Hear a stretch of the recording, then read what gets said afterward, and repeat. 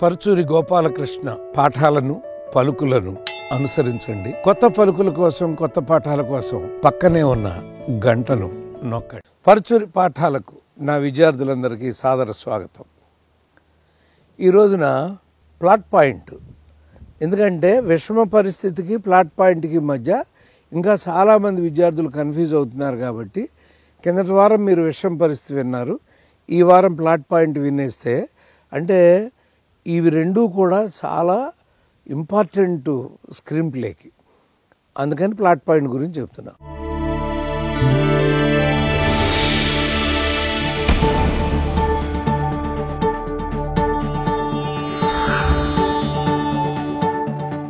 Plot point అంటే ఏంటంటే తెలుగులో ప్లాట్ పాయింట్ని మలుపు అంటారు. టర్నింగ్ పాయింట్ అనుకుంటారు, కానీ దాన్ని మలుపు, దాన్ని అనేది మలుపు, ప్లాట్ పాయింట్ దాని పేరు. అంటే ఏంటంటే ఒక హీరోకి ఒక ఆశయం కానీ, లేదా ఒక హీరోయిన్కి ఆశయం కలిగించడం కానీ, లేదా అప్పటికి కలిగి ఉన్న ఆశయానికి భంగం కలిగించడం కానీ జరిగేదాన్ని ప్లాట్ పాయింట్ అంటారండి. అంటే కథ మలుపు తిరగటం. నేను ఎప్పుడు కూడా రెండు ఉదాహరణలు మీకు, ఒకటి ఖైదీ, మల్లీశ్వరి చెప్తూ ఉంటా. ఊరికే మళ్ళీ అదే ఎందుకు చెప్తున్నానంటే, ఒకసారి ఖైదీ చూడని వాళ్ళు ఉండరు, మల్లీశ్వరి చూడని వాళ్ళు ఉండరు. మల్లీశ్వరిలో మీరు గుర్తెచ్చుకుంటే ప్లాట్ పాయింట్, ఎన్టీ రామారావు గారు, భానుమతి గారు సంతకి వెళ్తారు, మబ్బడుతుంది, వర్షం వస్తూ ఉంటుంది, గుహలోకి వస్తారు. అక్కడ మారువేషాల్లో కృష్ణదేవరాయలు, అలసాని పెద్దనే ఉంటారు. వాళ్ళ ముందు భానుమతి గారు పాట పాడుతుంది.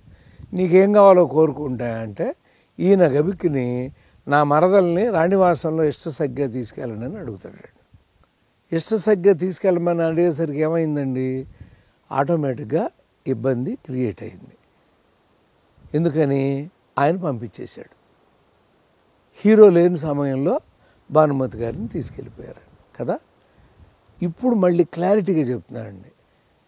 ప్లాట్ పాయింట్ అంటే ఏంటంటే ఆశయాన్ని క్రియేట్ చేయటం, ఆశయాన్ని భంగం చేయటం అనేది నిర్వచనం అయినా, కొండ గుర్తు, బండ గుర్తు అని చెప్తూ ఉంటాను మీకు నేను. ఇది ఇలా జరిగి ఉండకపోతే అది అలా జరిగి ఉండదు. సంతకి వెళ్ళి ఉండకపోతే, మబ్బు పట్టి ఉండకపోతే, గుహలోకి వెళ్ళి ఉండకపోతే, భానుమతి గారు ఆడి ఉండకపోతే, అన్నగారు ఆవిడని ఇష్టసగ్గా అడిగి ఉండకపోతే, రాజుగారు ఆ పల్లకి పంపించి ఉండకపోతే ఆవిడ ఇల్లుండేది కాదు. ఈ కథ ఇలా జరగదు. అలాగే ఖైదీలు కూడా చెప్తాను. బయట రోడ్డు మీద కారు ఆపి మా నాన్నకి వాళ్ళు చెప్పేస్తాను, నేను నిన్ను ప్రేమిస్తానంటే, వద్దు మీరు డబ్బు కలాలని మీ నాన్న ఒప్పుకుంటాడో లేదో అంటాడండి. ఇది నూతన్ ప్రసాద్ విన్నాడు. నూతన్ ప్రసాద్ వినుండకపోతే, వెళ్ళి రావు గోపాలరావుకి చెప్పి ఉండకపోతే, రావు గోపాలరావు కూతుర్ని అడిగి ఉండకపోతే, కూతురు ప్రేమిస్తున్నానని చెప్పి ఉండకపోతే, రావు గోపాలరావు పిఎల్ నారాయణ గారిని పిలిచి ఉండేవాడు కాదు, ఆయన్ని చంపి ఉండేవాడు కాదు, ఆయన అక్కని చంపి ఉండేవాడు కాదు, హీరో వాళ్ళందరినీ చంపి ఉండేవాడు కాదు. అంటే ఆ కథ అలా జరిగి ఉండేది కాదు. ఎక్కడ తిరిగిందండి కథ మలుపు? అతను చూడటం అనే చోట కథ మలుపు తిరిగిందండి. దీన్ని మీరు పట్టుకోవాలి. ఇవాళ లేటెస్ట్ ఫిలిమ్స్కి వద్దామండి. గీత గోవిందం ఎర్లీగా మలుపు తిరిగేసిందండి కథ. బస్సులో ఆ అమ్మాయిని ముద్దు పెట్టగానే అతను కనుక ఆ ముద్దు పెట్టుండకపోతే, అతను వాళ్ళ అన్నయ్యని చంపమనకపోతే, ఇతను బస్సులోంచి దూకి వెళ్ళి ఉండకపోతే, ఆ ఊరు వెళ్ళాక అమ్మన ఈ అమ్మాయి అన్నయ్య నా చెల్లెలు పెళ్లి చేసుకోబోతున్నాడు తెలిసేది కాదు. అక్కడి నుంచి పాపం ఎంత సబ్మిసివ్గా ఎక్కడ చెల్లెలు పెళ్లి చెడిపోతుందని చివరిదాకా వెళ్తాడు. సో ఆ కథ అంతా జరగటానికి కారణం ఏమైంది? బస్సులో ముద్దు. అది ఫ్రెండ్ చెప్తే చేశాడా, ఎవడు చెప్తే ఏం చేశాడా తర్వాత. బట్ ప్లాట్ పాయింట్ ఏంటంటే అక్కడ మోటివ్ కదిలింది, కథ మలుపు కదిలింది. అంతకుముందే ఆశయం వచ్చిందండి. ఆ అమ్మాయిని చూడగానే భలే కొంది ఈ అమ్మాయి అంటే, ముద్దు పెట్టేసుకోరా అని చెప్పాడు అతను. అంటే లవ్లో పడ్డాడు. లవ్లో పడినాక లవ్కి బ్రేక్, ఆశయానికి ఇక్కడ మీ దీనిలో బ్రేక్ వచ్చిందండి. ప్లాట్ పాయింట్ ఏమైంది ఇక్కడ? ఆశయం వచ్చిన ఆశయం బ్రేక్ అయిందనమాట. అలా మనం గీత గోవిందంలో దీన్ని ప్లాట్ పాయింట్ అంటాం. అలాగే అర్జున్ రెడ్డిలో ఆమెను చూడగానే లవ్లో పడిపోతాడు. లవ్ ఎట్ ఫస్ట్ సైట్ అంటాం దాన్ని. హీరోయిన్ చూడగానే పడిపోతాడు. అది ప్లాట్ పాయింట్. అలాగే మీరు RX-100లో కూడా ఆ మంచి కార్తికేయన్ చూడగానే హీరోయిన్ పడిపోయిందండి, లవ్లో పడలా. క్రష్లో పడింది. క్రష్లో పడి ఆ క్రష్ తీర్చుకుంది. ఇది మన కథ ముందు తెలియదు, చివరిలో తెలుస్తుంది.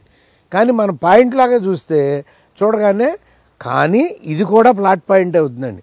ఈ అమ్మాయి చూసి ఉండకపోతే, వాడితో గడిపి ఉండకపోతే, వాడు ఆ అమ్మాయి మీద పిచ్చి ప్రేమను పెంచుకునేవాడు కాదు, ఈ కథ ఇలా జరిగి ఉండేది కాదు. So it is the plot point అవుతుందండి అక్కడ మళ్ళీ. అంచేత మీరు ప్రతి ప్లాట్ పాయింట్ని మీరు గుర్తుపెట్టుకోవాల్సిన అవసరం ఏంటంటే, కథ ఎక్కడ కదులుతుంది. ఇప్పుడు శ్రీమంతుడు ఒక గ్రామాన్ని దత్తత తీసుకోవాలనుకుంటాడు. అతనికి ఆ గుణం ఉందని చూపిస్తూ ఎక్కడ చేశాడండి, ఒక మేనేజర్ ఫ్యామిలీకి సాయం చేశాడు. కానీ దానికి ఈ కథకు సంబంధం లేదు. అంటే అతని ఆశయం ఒక గ్రామాన్ని దత్తత తీసుకోవాలనేది. ఆ ఊరు బయలుదేరాడు, ప్లాట్ పాయింట్ అయిందండి. శ్రీమంతుల్లో అది ప్లాట్ పాయింట్ అండి. మీకు ఒక్కళ్ళలో ప్లాట్ పాయింట్ ఎక్కడ వచ్చిందండి, ముందు ప్లాట్ పాయింట్ ఒక చోట వస్తుందండి. ఒరే, నువ్వు వెళ్ళి కర్నూలులో కబడ్డీ ఆడితే పోలీసు ఉద్యోగం వస్తుంది, నీకు రాజాది గ్రేట్లో కూడా అలాగే ఉంటుందండి. తల్లి అతను కబడ్డీ ఆడించాలని చూస్తుంది, ఇక్కడ కూడా కబడ్డీ ఆడించడానికి పంపిస్తాడండి. ఈయన పంపించి ఉండకపోతే, ఇతను అక్కడ ఆ భూమికని చూసి ఉండకపోతే, భూమికిని తీసుకుని ఇంటికి వచ్చి ఉండకపోతే ఈ కథ అంతా ఇలా జరగదండి. కాబట్టి ప్లాట్ పాయింట్ ఎక్కడొచ్చింది మీకు, తండ్రి మహేష్ని కర్నూలు పంపించేది కథ అక్కడ మలుపు తిరిగిందండి. నా జీవితంలో సింపుల్గా మీకు చెప్తే, నేను పాఠం చెప్తా అంటే ఫస్ట్ పాఠంలో ఉంటుందండి, ఎవరన్నా వెళ్ళి వినండి. మళ్ళీ మొట్టమొదటి పాఠంలో నేను క్లాసులో పాఠం చెప్తా అంటే, మా గవర్నింగ్ బాడీ ప్రెసిడెంట్ గారు అడుసుమిల్లి విశ్వేశ్వరరావు అని ఆయన పాఠం వింటున్నాడు.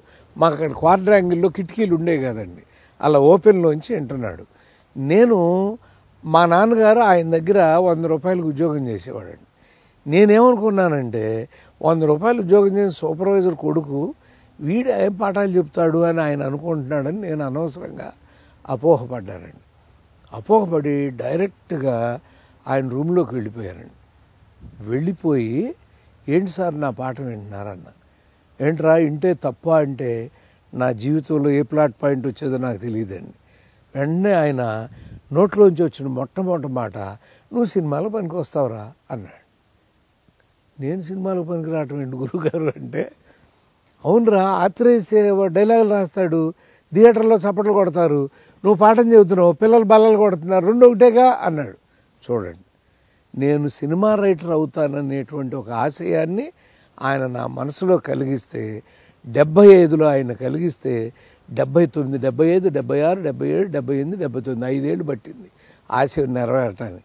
కానీ మా అడుసుమిల్లి విశ్వేశ్వరరావు ఆ మాట ఆయన ఉండకపోతే, నేను మద్రాసు వచ్చి ప్రయత్నం చేసి ఉండకపోతే, ఇద్దరు పెద్ద దర్శకులు నీ భాష పనికిరాని ఒకళ్ళు ఇలాంటి కథలు 100 చెప్తామని ఇంకొకళ్ళు నన్ను అని ఉండకపోతే, నాలో ఒక పంతం రెచ్చిపోయి ఉండకపోతే, నేను ఇలా వచ్చి ఇవాళ మీ ముందు 357 సినిమాల రచయితగా కూర్చుని ఉండేవాడిని కాదు.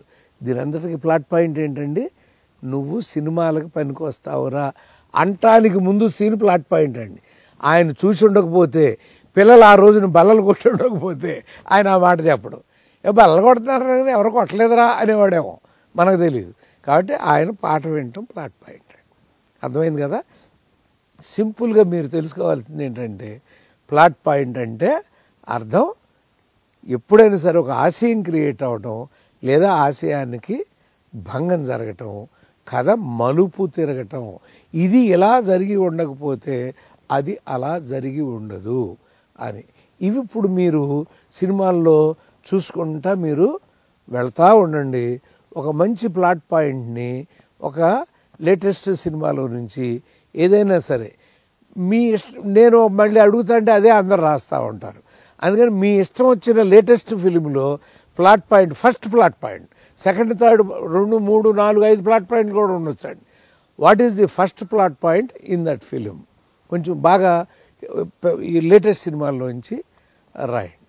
అది రాస్తే మీకు బాగుంటుందండి. ఓకే, ఆశీర్వాదం.